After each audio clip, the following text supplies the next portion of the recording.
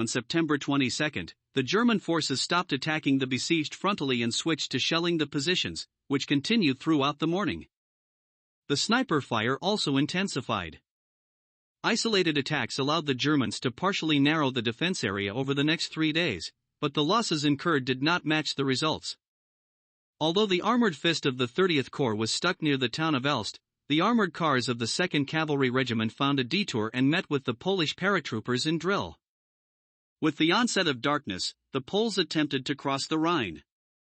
All means of crossing were put into operation: several inflatable boats, rubber belts, and rafts made from improvised materials. The Germans discovered and shelled the makeshift crossing with machine guns and mortars. By Saturday morning, only 52 people had crossed to the northern shore. September 22 became a hard day in the Eindhoven sector.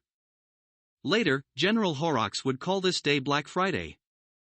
Across the front, the Germans launched a series of counterattacks to probe the most vulnerable spot in the Allies' defenses. The first to be attacked was Veghel. The defending units of the 501st Regiment of the 101st Division were unable to halt the German advance. To assist the paratroopers, the 44th Tank Regiment from the 30th Corps was sent, as well as part of the 506th Regiment of the same parachute division. After hours of fighting, the German counteroffensive was managed to be stopped, but the situation to the northeast remained dire. The road from Eindhoven to Nijmegen, nicknamed Hell's Highway, was blocked. On Saturday, the Germans once again attempted to reclaim Veghel but were repelled. However, part of the road was still under their control.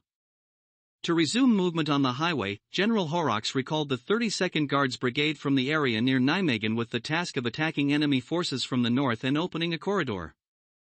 Initially, this brigade was supposed to move to drill and secure the establishment of floating bridges across the Rhine.